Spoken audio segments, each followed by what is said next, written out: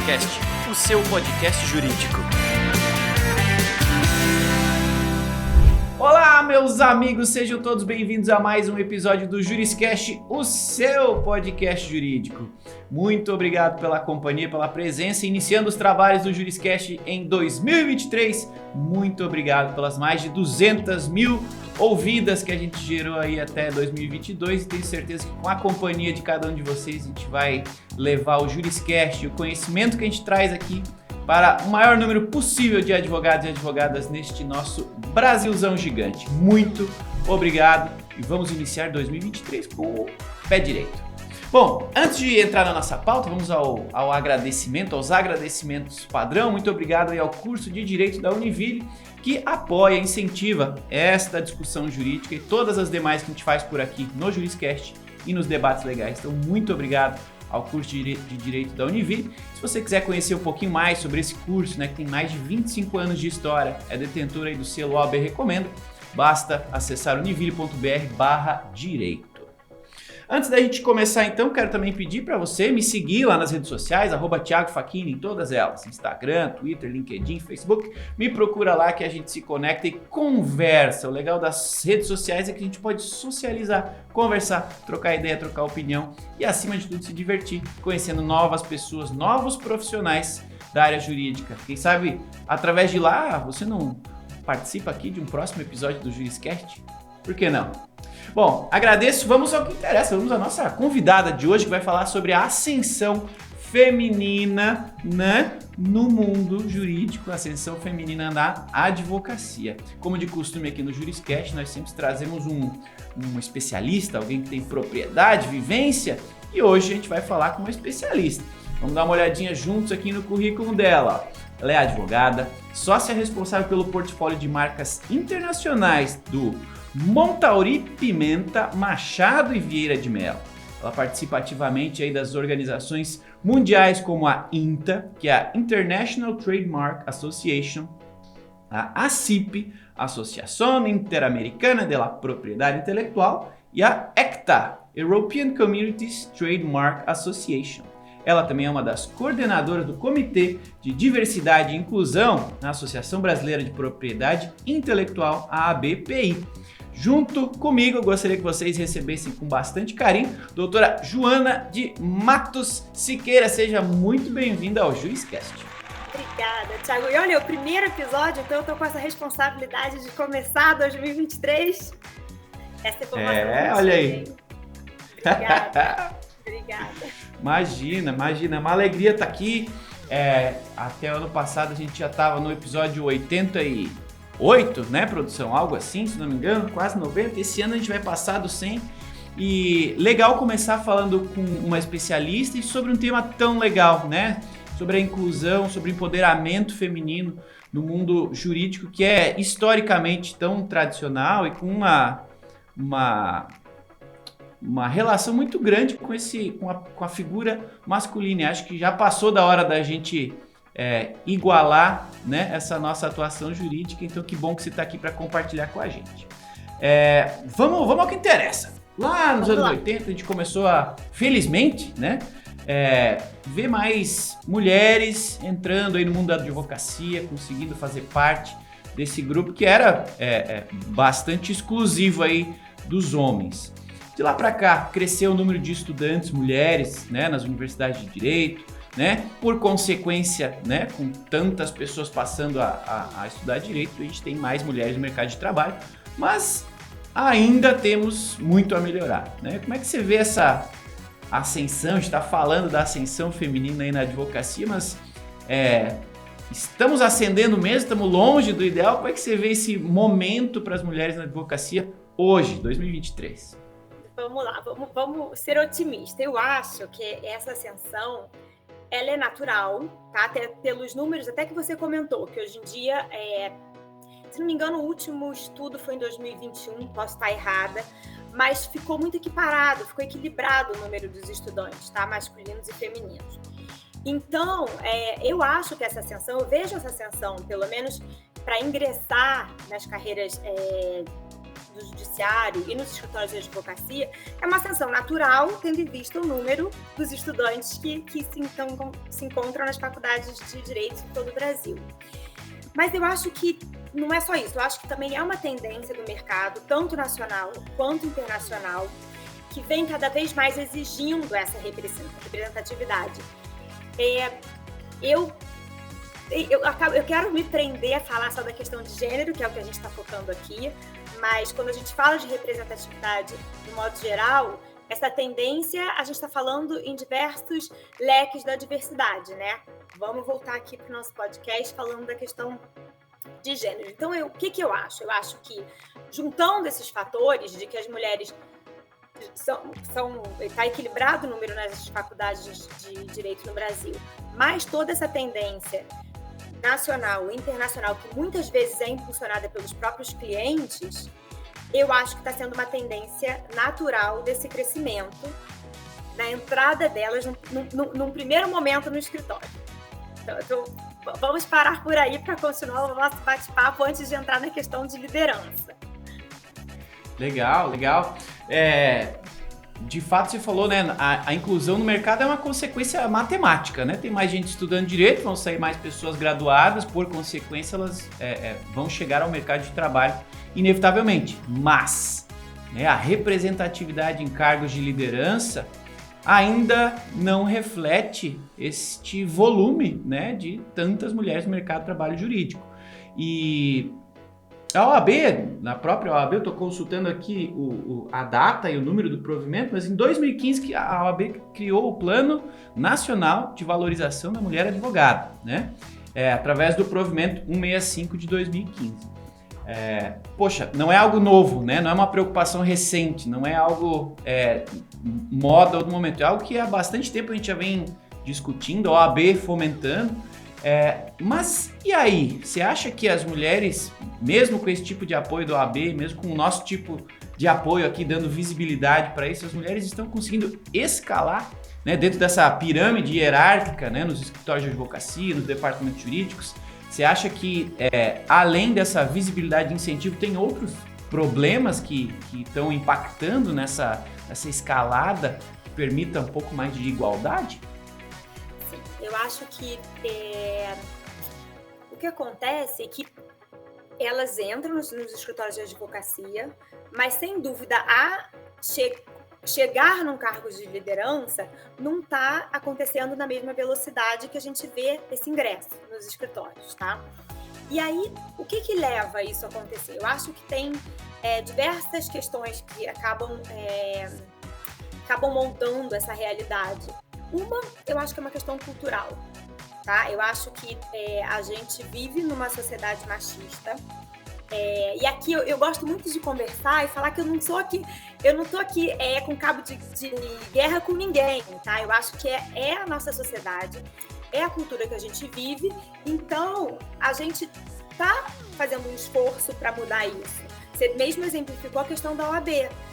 Por quê? Porque isso a gente vai chamando são ações afirmativas que acontecem para a gente tentar acelerar algo que a gente acha que tem que melhorar na nossa sociedade. E essa questão das mulheres chegando em cargos de liderança, voltando à sua pergunta inicial, eu acho que o machismo é uma coisa que acontece. Eu acho que existem muitas barreiras autoimpostas que as próprias mulheres, às vezes, elas acham que elas não são capazes de abraçar tudo, porque elas já têm a pressão de entrar numa posição achando que ela não é capaz.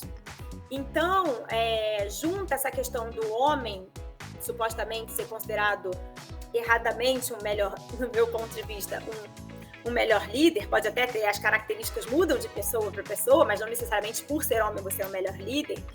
E aí, junta com essa questão dela já vir com esse obstáculo, porque ela já está sendo julgada de alguma maneira, mas com a questão desse machismo, com as questões familiares que também acabam levando as mulheres, muitas vezes elas são consideradas uma vulnerabilidade por essas questões familiares. Então eu acho que vai somando tudo isso e aí acaba dificultando. E é difícil você chegar e ultrapassar todas essas barreiras que vêm da sociedade, que muitas vezes vêm das próprias mulheres. Então, eu acho que é uma batalha interna, muitas vezes, de buscar esse equilíbrio e de ver que é possível. É fácil? Não é fácil, mas é possível. Então eu acho, voltando para a sua pergunta, qual é o objetivo? Eu acho que a questão da liderança ainda não acontece na velocidade que a gente espera e ainda não existe um equilíbrio. Sabe, Thiago, tem questões que a gente fala muito nos vieses inconscientes, eu até brinco que às vezes não são inconscientes, mas que são naturais da sociedade que a gente vive. Você chega, se você está numa sala de reunião, aquele exemplo bem básico, tem uma mulher sentada e 8 homens. Eu acredito que a grande maioria das pessoas vão pensar que aquela mulher não é a pessoa que está conduzindo aquele assunto, ela não é líder naquele momento. Tá? Então, eu acho que isso acontece muito no nosso dia a dia. E aí a mulher tem essa batalha de forma bastante intensa na vida dela para conseguir, eu acho que, em primeiro lugar, vencer as barreiras que ela mesma se coloca. Boa. Esse é um tema legal da gente falar também, porque, de fato, existem, acho que vão continuar existindo, infelizmente, essas barreiras ambientais, vamos falar assim, que uma sociedade que é efetivamente machista. É uma área, né, prioritariamente masculina e, por consequência, tem características machistas. Prioritária? Não vou deixar você falar prioritária, hein? Que bom. Porque a gente está mudando pelo menos um pouquinho nas faculdades. Falei do histórico, mas de fato, atualmente mudou esse cenário, né? Mas ainda tem muitos homens em posições, né, de terem iniciado antes na advocacia. É uma realidade ainda o que influencia nessas percepções. Tem os fatores sociais, né? Sim, a mulher tem uma vivência familiar e é diferente de um homem. Tem um outro fator importantíssimo que é mais econômico, que é uma disparidade financeira entre homens e mulheres, né? Não é de hoje, não é só no Brasil que mulheres fazendo a mesma atividade de um homem ganham menos. Então ela tem menos capacidade financeira de financiar sua evolução profissional. Isso influencia também, né? E essa barreira autoimposta que você citou, que é grande, forte, e somada a tudo isso, ela pode ser de fato quase intransponível para algumas pessoas, sem apoio, sem ajuda e sem a consciência de que a gente às vezes está se restringindo. E eu concordo com você, a minha esposa é diretora jurídica, né, de uma empresa, e eu ouço relatos, né, dela como diretora jurídica, mulher, jovem, com 1,60 m, pequena. É que nem eu, ela... né? Os dilemas pelos quais ela passa, ela, né, super confiante, super empoderada, não leva desaforo para casa, né? Uma profissional que eu, independente de ser minha esposa, assim, admiro profissionalmente muito, muito. Mas ela me relata de fato, tem salas onde ela é a única mulher, salas onde houve piadinhas, houve comentários machistas, salas onde, se ela não se posicionar como diretora jurídica que a informação vai passar. Então assim, dá trabalho você estar preparado psicologicamente para isso também. Então, antes da gente passar a falar de outros temas, acho que é legal a gente reforçar essas barreiras autoimpostas, até você como uma advogada de sucesso, né? Uma advogada que conseguiu escalar aí na sua carreira. Você é um bom exemplo para quem está nos ouvindo de ter vivido eventualmente até alguns problemas, algumas barreiras como essas. A gente falar do que você já viu acontecer, do que você já vivenciou, de outros tipos de vivências práticas ou de autoimposições que talvez alguém está nos ouvindo aqui e nem percebeu que está se colocando nessa posição. E ao dar o exemplo, a gente talvez dá aqui o gatilho para essa pessoa conseguir tentar se liberar dessa restrição autoimposta. Assim, você tem alguns outros exemplos para dar para a gente tentar ajudar mais gente aqui? Eu acho que assim, acontece muitas vezes, você abre uma vaga, tá? Um cargo, você abre uma vaga. Muitas vezes as mulheres não chegam nem a se candidatar para aquela vaga. já é uma barreira. Por que não? Por que eu não posso essa vaga? Então, eu acho que isso é uma coisa que eu vejo acontecer quando ela acha que é um desafio. Talvez um desafio que ela entenda que naquele momento ela não estaria preparada, né, para assumir. Mas engraçado, você vê uma barreira autoimposta que aconteceu comigo, tá? Vou te contar o que aconteceu comigo. Quando eu tinha acabado de descobrir que eu estava grávida do meu primeiro filho, naquele momento de que não vamos contar para ninguém, tá? Não vamos contar, então vamos esperar, passar uns 3 meses e tal. Naquela semana, eu fui convidada, fui chamada para uma reunião, e aí eu fui convidada pelos dois sócios fundadores do escritório para integrar o comitê executivo do escritório, então ser uma sócia junto com eles. Thiago, naquele momento, eu paniquei, porque eu só pensava, meu Deus, mas eu tô grávida. Será que essa condição vai mudar o convite que eles estão acabando de me fazer? E aí, eu voltei para casa naquele dia, eu não conseguia nem comemorar a questão do convite, porque eu estava mais preocupada do que feliz naquele momento. Aí eu voltei para casa, falei pro meu marido, olha, acabou de acontecer isso, e eu não posso manter o segredo que a gente combinou, porque eu não acho certo eu aceitar uma sociedade sem eles saberem a condição que eu me encontro agora. Então você vê, a mulher já estava assim, se um homem recebe o convite com a mulher grávida, ele tá ótimo e a gravidez não entraria ali em pauta para esse questionamento, né? Mas no meu caso aconteceu. Então assim, para a gente continuar a conversa e dar seguimento à sociedade, que graças a Deus tudo funcionou muito bem, eu precisei voltar no dia seguinte no escritório, chamar os dois para uma reunião. Pode até ser fantasia da minha cabeça, mas eu acho que eles foram um pouco assustados, porque talvez até pensaram, será que ela não quer essa sociedade, ela não quer ter esse grau de responsabilidade? Você assume uma responsabilidade muito grande quando você dá um passo desse na sua carreira. E aí, enfim, quebrou o gelo. Eu falei, não, a situação é que eu tô grávida, eu queria que vocês soubessem. E aí foi um facilitador muito grande no escritório, porque por mais que os sócios fundadores, que hoje em dia são 4, eles sempre apoiaram as mulheres, tá? Eu nunca senti ali de uma forma agressiva, ou algum momento eu me senti diminuída por ser mulher. Até um fato curioso do escritório é que nós, a segunda geração de sócias que atua no comitê executivo, são 4 mulheres. Isso aconteceu de uma maneira muito natural, tá? Não foi uma coisa premeditada. Até a gente não chegou a falar, porque eu vou falando, vou me atrapalhando, mas você falou do plano que a OAB fez. E aqui vale ressaltar que também diversos escritórios estão fazendo ações afirmativas e criando comitês e buscando maneiras de viabilizar o trabalho da mulher e da mulher poder crescer para um cargo de liderança, ainda que ela tenha as particularidades de ser mãe, ou de ser esposa, ou, enfim, de ser uma mulher, né? Porque ela é uma mulher. Então, eu acho que os escritórios também têm feito isso, estão trabalhando com essas ações. Aí, voltando para o escritório, aí fazendo link com a nossa conversa nesse momento. Eu voltei, falei que eu estava grávida, a reação foi maravilhosa, tudo continuou fluindo de uma forma excelente.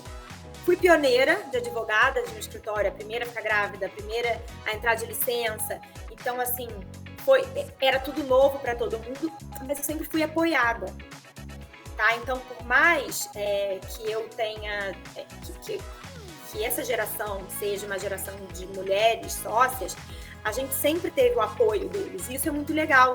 Espero que os homens que estejam escutando nosso podcast prestem atenção como eles também são importantes. Você comentou da sua esposa, sabe? Eu acho que quando você tem um exemplo de mulher em casa, uma mulher profissional, e aí você vê o que essa mulher pode vivenciar muitas vezes, pensa, se fosse a minha esposa, sabe? Eu acho que os homens são fortes aliados. Aí eu repito, não é aqui um cabo de guerra. Vamos juntar nossas forças. Por que é importante ter esse equilíbrio? Por que é legal você ter 50-50? isso é aquela coisa assim, que é óbvia depois que ela é dita, tá? Vários estudos mostram como financeiramente, muitas vezes, o escritório acaba alavancando, a mulher vem com um outro perfil de liderança e tudo. Mas aqui é muito mais importante você agregar, você ter essa troca. Entendeu? Então, eu acho que a questão da liderança feminina, e ela está muito em pauta agora, graças a Deus que a gente começou a falar nisso, porque por mais óbvio que seja, até então não acontecia. Entendeu? Então, eu acho que essa mensagem para os homens é muito importante, para a gente estar junto. Não estamos aqui numa batalha, estamos juntos. Adorei esse link, porque de fato o tema é a ascensão, né, feminina no mundo da advocacia, mas essa ascensão, como a gente deu vários exemplos, né, está diretamente relacionado com a mulher e o seu poder igual, né, de entregar, de ser tão líder quanto qualquer homem, mas nós homens temos sim hoje uma responsabilidade de não atrapalhar essa ascensão, né? Acho que é aí a sua mensagem, eu acho que ela tem que ser enfatizada aqui, porque muitos homens não pensam que podem estar, ou não reparam, né? Nunca tiveram esse gatilho, como a gente falou antes aqui, de, vou pensar nisso.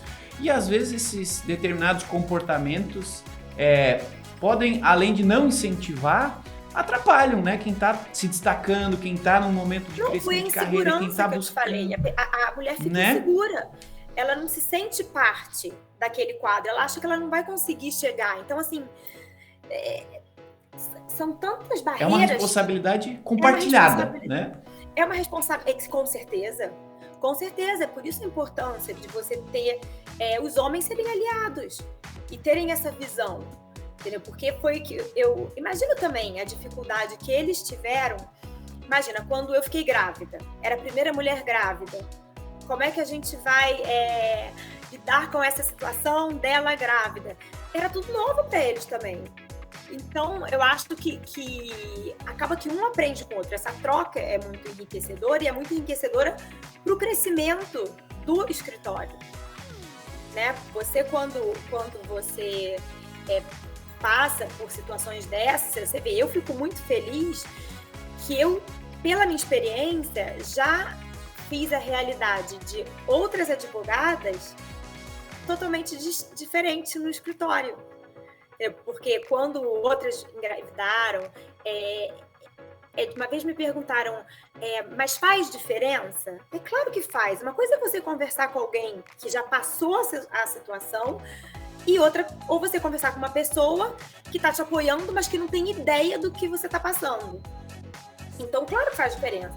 Fora também a vantagem de você se sentir mais à vontade, né? Tem determinadas coisas que você vai preferir conversar com uma mulher, você não vai sentir a vontade de conversar com o homem, como o homem também tem assuntos que ele não vai se sentir confortável de conversar com uma mulher, se for uma colega de trabalho, se for se a chefe dele, a pessoa no cargo superior a ele for uma mulher, tem assuntos que então assim, então eu acho que quando você tem essa experiência vivida, faz muita diferença. Sensacional, de acordo, essa doutora Joana de Matos Siqueira falando com a gente sobre a ascensão feminina na advocacia. Sensacional, espero que vocês aí ouvindo estejam gostando. Não falei no início, mas vocês também podem estar assistindo os nossos rostinhos. Sim, no Spotify e no YouTube você consegue ouvir este episódio do Juriscast também assistindo em vídeo aqui, a gente conversar com você. Então, se você estiver aí nestas redes sociais acompanhando em vídeo, primeiro de tudo, muito obrigado pela companhia. E onde quer que você esteja ouvindo o Juriscast, por favor, avalie o Juriscast. O que você está achando desse episódio? Dê aí o seu coraçãozinho, a estrelinha, o like, seja o que for. Melhor ainda, se você quiser, deixe um comentário sobre o que você está achando da nossa conversa até agora, a sua opinião, se você concorda, discorda, escreve nos comentários que a gente acompanha. Eu faço questão de ler todos os comentários, é uma delícia interagir com vocês e aprender com cada um de vocês, tá? Então, interajam aí onde vocês estão consumindo este podcast, que vai ser uma alegria para a gente contar com esse tipo de interação. Falando em interação, não posso deixar de convidá-los a também entrar em contato comigo. @Thiago Facchini em todas as redes sociais aí, no Instagram, LinkedIn. Sigam-me para que a gente consiga também conversar de maneira mais pessoal, tá bom? Bom, vamos seguir a nossa conversa aqui. O tempo voa, deixa eu ver. Vixe Voa. Maria, o tempo voa. O tempo voa. Vamos falar um pouquinho de polêmica. Vamos falar um pouquinho de polêmica. A gente está falando aqui de inclusão, né? De ter a ascensão feminina subentende que tenhamos ambientes mais plurais, escritórios e departamentos jurídicos mais plurais. Dá pra gente falar, né? Hoje estamos focando aqui neste tema, mas é diversidade no final das contas, né? Não apenas mulheres, diversidade como um todo. Mas existe empresas, né? Escritório de advocacia, tem muita gente que usa do tema diversidade para mais da porta para fora do que da porta para dentro, né? Existe sim empresas que usam este discurso como marketing, mas não como vivência, né? E acontece, eu inclusive já conheci escritório de advocacia, já vi pessoas falando, nossa, a gente vai contratar uma mulher, beleza, mas se ela for bonita, porque daí chama a cliente e pensa assim, nossa, que absurdo. E isso em 2020 e pouco, existe ainda disso, infelizmente. Então, qual é a sua opinião sobre esse dilema que infelizmente ainda existe em algumas empresas, em alguns escritórios de, poxa, o diálogo, né? O marketing é uma coisa e a vivência é outra.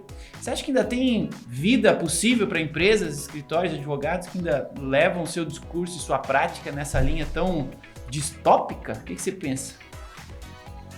Thiago, eu acho muito triste ter que concordar com você que isso ainda é uma realidade, tá? Mas o lado bom é que é uma realidade que está mudando, como a gente falou no início da nossa conversa, né? Eu acho que isso é uma tendência mundial, as ações afirmativas estão acontecendo, vários escritórios estão se estruturando com os comitês para que essa realidade mude, mas a gente não pode também aqui abafar o caso de que o tão chamado diversity washing, que a pessoa faz só para fingir que está fazendo, mas na verdade não implementa nada daquilo que ele está dizendo que faz. Então isso claro que acontece, e eu acho que é um cuidado que tem que acontecer. Você tem que ter cuidado quando você vai entrar na questão de diversidade e inclusão, justamente para não acabar sendo acusado de estar fazendo um diversity washing, porque você vai acaba sendo muito pior. É melhor você ficar calado e não falar nada no assunto do que você fingir que você faz alguma coisa que você acaba não fazendo. Então, número 1 para mim, se você não vai fazer, não finge que você faz, fica quieto. Não trata do assunto, é o seu direito, tá? É a tendência? Não. É o que os clientes esperam? Não. Mas eu acho que esse ponto é um ponto importantíssimo da gente conversar aqui. Aí eu posso trazer um pouco para a nossa experiência do escritório, que eu acho que também cabe aqui deixar claro que essa tendência mundial acabou levando muitos clientes a, de fato, perguntar, a solicitar informações precisas do quadro de profissionais dos escritórios. E aí, no nosso caso, a gente criou o comitê do escritório começando por aí. Veio um primeiro questionário. Aí a gente respondeu, não tinha nada estruturado, e a gente acabou, então, a gente respondeu, viu que, poxa, que legal, o escritório já tem um número super relevante de mulheres, o escritório já faz trabalho pro bono. A gente começou, até aquele questionário foi legal, porque a gente começou a enxergar quem nós éramos, porque até então as coisas acabavam acontecendo e a gente nem reparava quanta coisa positiva já estava ali estruturada. Aí a gente veio o segundo questionário.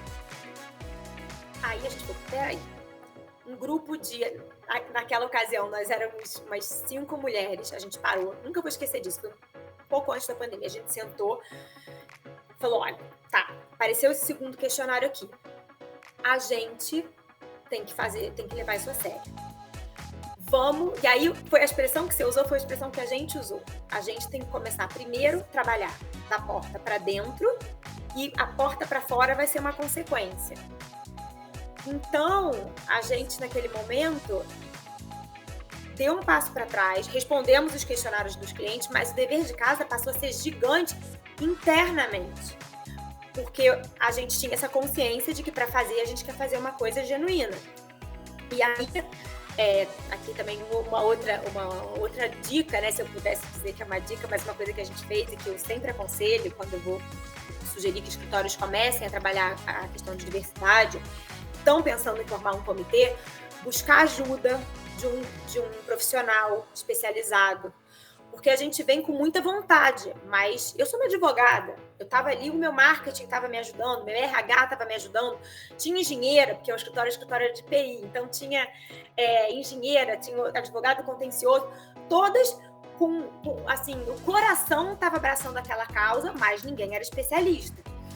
E aí nós contratamos uma consultora externa que está com a gente até hoje, e ela falou, olha, a primeira coisa que eu sugiro vocês fazerem uma pesquisa interna, para vocês terem uma radiografia de quem vocês são. E todo mundo parou assim, pra gente aquilo era tudo novidade, né? Não, tá bom, mas eu sei quem é, eu sei. E aquela, você fica naquela, não, mas a gente sabe quem a gente é. Tiago, quando você faz uma pesquisa dessa, e aí você, lógico que foca em quem nós somos, mas também a gente dá voz para os funcionários, né? Porque eu acho que isso também é maravilhoso das pesquisas, é que rola essa conversa. E quando vem o resultado, você precisa ter um comitê, você precisa estar certo de que você quer seguir essa linha, porque a resposta muitas vezes não é a que você esperava. Então, aquele raio-x que você tinha certeza, eu vou fazer esse raio-x, mas eu tenho certeza que eu tô ótima, não tô com nenhum osso fraturado, tá tudo maravilhoso.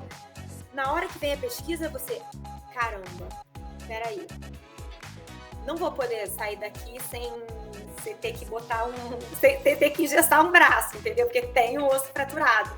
Então, esse trabalho de você focar na questão da porta para dentro é importantíssimo e para mim foi assim, altamente gratificante, porque você começa a notar que você está mudando o DNA do escritório. E a partir do momento que você está mudando o DNA, vai ser natural, quando chegar esse questionário, as coisas vão fluir porque elas estão acontecendo, entendeu?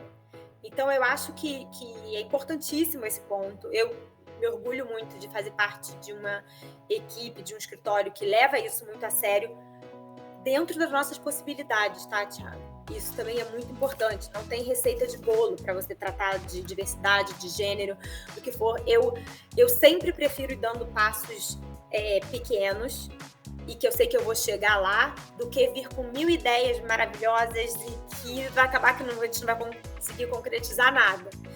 Então, eu acho que a gente tá nesse caminho. Na nossa realidade, a gente é um escritório de mais ou menos 130 pessoas, então, e é um escritório especializado em propriedade intelectual. Vamos fazer o que a gente pode fazer, né, para nossa realidade. Eu acho que isso é importante, porque tem escritórios de general practice que tem um número de profissionais muito maior que o nosso. A gente vê que eles vão conduzindo a questão da diversidade deles de outra maneira. Sei lá, às vezes o comitê ele acaba sendo subdividido em gênero, orientação sexual, raça. No nosso, quando a gente tentou criar os subcomitês, a gente falou, a gente não tem pessoas suficientes para isso. Então, a gente acabou fazendo um subcomitê que estava tratando de questões socioeconômicas, entendeu? Mas dentro da nossa realidade, aquilo fez sentido.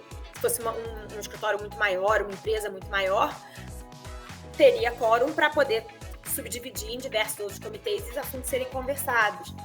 Então, eu acho isso. Eu acho que você tem que buscar a realidade de onde você está e começar a trabalhar. Acho que o raio-x é impressionante. Outra coisa que eu esqueci de mencionar aqui, mas que para mim foi uma ducha de água fria, é que eu achava o ambiente muito inclusivo, tá? E, na minha opinião, chegava no escritório, eu achava que estava todo mundo bem, estava todo mundo feliz. Quando veio aquela pesquisa, caramba, não era bem assim. Tinham muitas pessoas que não se sentiam confortáveis naquele ambiente de escritório de advocacia. E aí, mais uma vez, a gente voltou para dentro de casa, mudamos nossas prioridades, porque a prioridade inicial, vamos diversidade, a gente tem que buscar diversidade. E sempre é um desafio maior, porque a diversidade aqui procurando profissionais qualificados. tá? Isso foi que você chegou a ventilar aí, e eu acho que isso é chave. Ninguém tá botando uma mulher no quadro societário para fazer um favor. Você tem que ter certeza que aquele profissional tem os hard skills, os soft skills, tá totalmente capacitado para fazer parte da banca do escritório. E da mesma forma que você, todas as outras categorias de diversidade, você também vai buscar pessoas diversas, mas que sejam capacitadas. Então, isso também é uma coisa que deixar claro, né? Não dá para você chamar, ainda mais você falou, chamar advogada bonita. Gente, não funciona assim, não deveria funcionar assim, né? Mas a gente sabe o que acontece. Tá? Tomara que cada vez menos, né? Amém. Estamos aqui falando sobre esse tema porque a gente precisa falar, precisa botar luz nesse tema aqui. A tendência de cada vez menos, e uma coisa que eu sempre falo, é que tudo bem, já tem tudo isso que a gente já conversou no mundo, a tendência mundial, e tem as ações afirmativas e tudo, mas o mindset da geração abaixo, eu vejo isso nítido em sobrinhos, meus filhos ainda são pequenos, mas eu tenho sobrinhos mais velhos, eu tenho advogados juntos no escritório, o mindset é outro. Então, isso vai ter que acontecer, porque senão o escritório vai ter um outro problema. Ele não só vai ter um problema com os clientes, que estão cada vez demandando mais isso, mas eles vão ter um problema também de retenção de talentos. Porque essa nova geração vai ficar nessa cultura, né? A nova geração não aceita. Entendeu? Então, ainda é vantajoso você ter alguma coisa estruturado, porque a geração que está vindo aí, o que eu gosto de brincar é que elas vêm com uma fluência no assunto, enquanto nós, através de comitê, estamos aqui fazendo curso, entendeu? A gente tem o nosso sotaque, mas eles vêm já com uma outra visão. Não sei se você tem contato com o pessoal na faixa de 20... Aqui 20, na empresa tem centenas. 20, pois é, eles, assim, é um mindset muito diferente. Então, aqui eu acho que sempre existe essa troca. Eu adoro estar em contato com essa geração, né, essa geração abaixo da minha, porque eu aprendo muito também. E eu acho maravilhoso, porque eles estão vindo assim, a gente está aqui fazendo as coisas de uma maneira bem tranquila, eles já estão vindo, com o pé na porta. É isso aí. Legal. Gostei das suas considerações, faz total sentido. E como a minha próxima pergunta são dicas, são a respeito das suas dicas, né? A sua vivência lhe permite dar dicas, né? Você passou por muita coisa, então eu vou lhe pedir algumas dicas para quem está nos ouvindo. Mas eu vou também ousar aqui dar algumas dicas a respeito de liderança e cultura, porque cultura é recorrência, né? Cultura não é ação pontual, né? A preocupação com diversidade não pode ser pontual. Aquilo que você falou, a gente fez o diagnóstico, tirou o raio-x, se pegasse ele e guardasse na gaveta, ia ser terrível, ia gerar uma insatisfação geral, porque, poxa, as pessoas deram o tempo dela, responderam, elas esperam que você que puxou essa temática. A gente fala que é um caminho sem volta.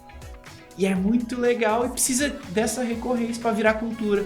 E também precisa de apoio, né? A cultura precisa de líderes puxando essa conversa, incentivando que essa conversa seja mais falada, mais iluminada, mais ventilada em todos os níveis da empresa, para não ficar, de novo, discurso limitado, né? Discurso uma coisa, prática outra. Precisa de apoio.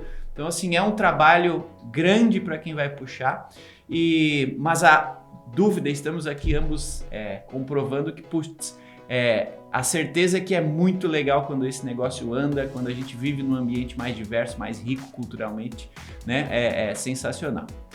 Mas, voltando para minha pergunta agora, eu quero pedir dicas, né? Poxa, você como mulher bem-sucedida aí no mundo da advocacia, você que chegou aí no topo de um escritório mega relevante internacionalmente, tem uma carreira, né, de visibilidade internacional. Se você pudesse selecionar algumas dicas para dar para as advogadas que estão nos ouvindo aqui, para quem se sentiu incluído nestes grupos aqui que precisam de mais visibilidade, mais espaço, mais oportunidade, que dicas você pode dar para essa galera sair daqui fazendo algo, sair daqui exercitando algo, sair daqui gerando discussões? O que você fala para quem está na posição onde você já esteve lá atrás? Eu falo primeiro que é importantíssimo que as mulheres se apoiem, tá? Eu acho que a gente foi a troca que eu já comentei nessa conversa nossa. Eu acho que é muito importante porque a gente sabe o que a gente passa. E a minha dica, eu acho que é o mais importante, é de você acreditar que você pode encontrar um equilíbrio. Não deixar esse medo te segurar. Mas assim, eu respeito muitas pessoas, Thiago. Eu conheço mulheres inteligentíssimas e que eu admiro muito e que optaram por não seguir uma carreira profissional. Eu conheço outras que optaram por não ter uma família só para focar na carreira, né? na carreira profissional delas. Então eu acho que assim, não julgo ninguém, mas eu acho que cada um tem que entender o seu caminho, as suas prioridades e buscar esse equilíbrio, seja qual for, tá? Pode ser um extremo, pode ser outro, ou você pode sim ser uma profissional bem-sucedida, um cargo de liderança e ser uma super mãe totalmente apaixonada pela sua família, entendeu? E uma receita que eu faço, tá? No meu dia a dia, eu vou dizer 2 coisas. Primeiro, seja organizada, porque isso eu acho que é chave. Inteligente nós somos, mas muitas vezes a gente acaba por desorganização se enrolando. Então eu acho que busca organização, porque com organização é mais fácil você equilibrar as coisas e saber o que priorizar. Porque você, por mais que você seja uma mãe alucinada pelos seus filhos, tem vezes que a prioridade não é o seu filho.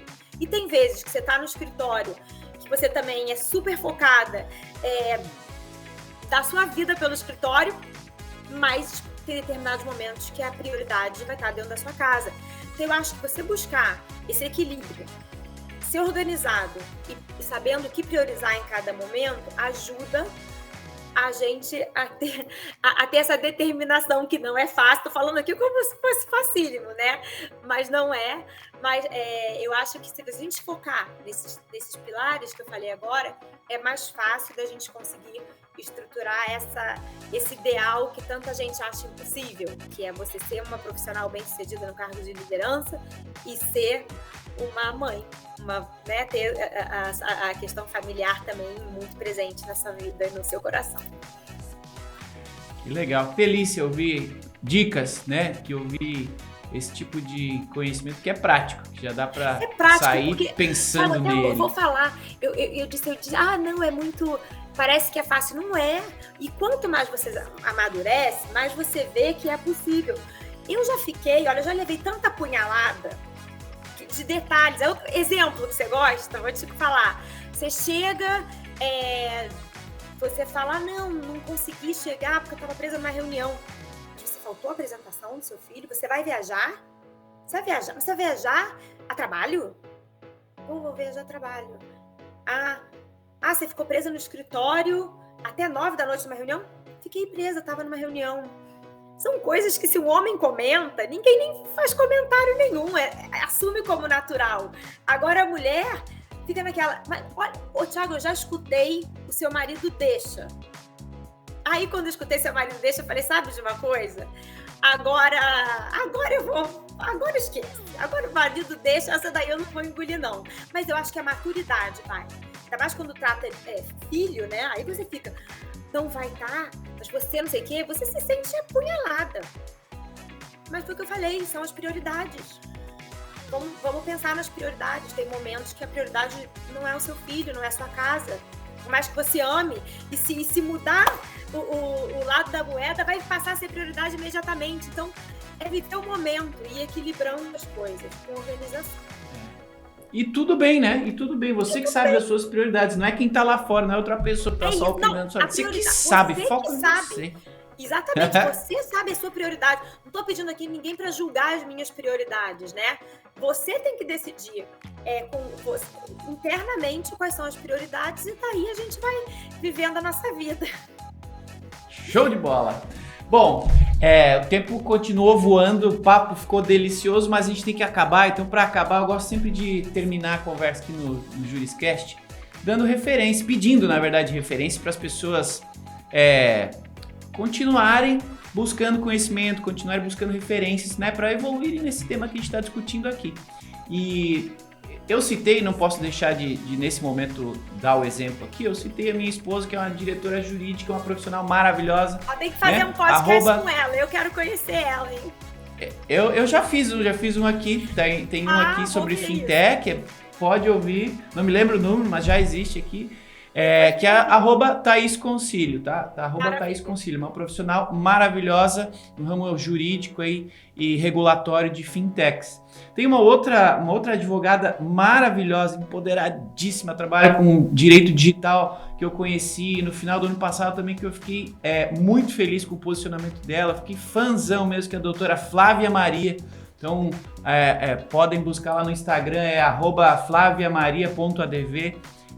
Referências legais de mulheres profissionais fazendo acontecer, independente de tudo e de todos, estão lá se fazendo a referência. Então tá aqui, sigam, acompanhem, vejam. Mas quais as suas referências? O que você recomenda de pessoas, de livros, as suas redes sociais, seus contatos? O que você pode ajudar a nossa audiência aqui, terminando esse episódio, também que outras novas referências de mulheres empoderadas, aí, de mulheres líderes para a galera seguir? Primeiro, as minhas sócias, Ana Paula Brito, Clarissa Jäger e Mariana Mendonça, que são 3 mulheres incríveis. Assim, eu tenho a sorte realmente de ter a possibilidade de estar trabalhando com elas, né? São 3 advogadas incríveis. E aí, focando na área de propriedade intelectual, gente, eu não quero falar porque eu vou dar alguns nomes, mas se eu esquecer alguém, que ninguém se sinta ofendido ou esquecido, porque tem muitas mulheres super competentes na área de PI. Poderia citar aqui Antonella Carminati, que trabalha no BMA, trabalha no escritório de General Practice. Vou falar mulheres de perfis diferentes, tá? A Elizabeth Fekete também, ela trabalha no escritório de PI. Elizabeth Simpson também trabalha no escritório de PI, que tem um DNA familiar, mas ela também demonstrou que ela é uma maravilhosa profissional. Eu vejo até assim o desafio, né, de uma mulher que ainda quando tem o parentesco, ainda fica um obstáculo maior, mas aí eu acho que essa vem para mostrar que não tem nada a ver, isso daí não acaba abalando a questão da ascensão profissional de ninguém quando você é competente. Flávia Murad, essa eu amo, essa começou mais ou menos comigo, a gente já trabalhou juntas, não, em casos, né, não necessariamente em escritórios, e aí hoje em dia ela abriu o escritório dela, e essa também é uma que eu admiro pra caramba, porque ela fez a carreira solo, o escritório que tá dando super certo, e enfim, vou parar por aqui, mas é porque são muitas, mas acho que aqui eu já falei na Antonella, na Elizabeth Fekete, Elizabeth Simpson, Flávia e, claro, das meninas do escritório. Legal.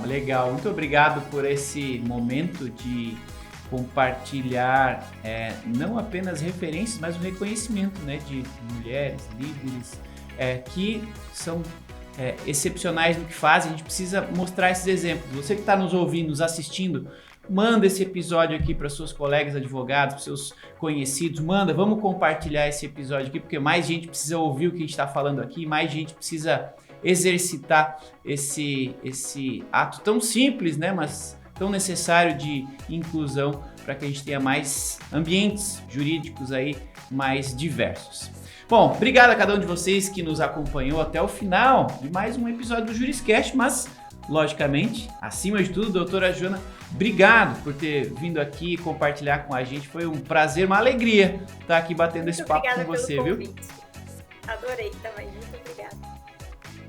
Imagina, obrigado você, então, obrigado a vocês, entusiastas aí da inteligência jurídica, que estão sempre em busca de conhecimento extra, estão sempre em busca de formas de levarem a sua carreira jurídica para um novo patamar. Parabéns, sigam buscando conhecimento, sigam compartilhando esses episódios do Juriscast, que são feitos com muito carinho para cada um de vocês. E, logicamente, nos vemos na próxima quinta-feira, então, com mais um episódio do Juriscast, o seu podcast jurídico. Um abraço do Thiago Facchini, fique à vontade para me seguir aí nas redes sociais. Até o próximo episódio e tchau.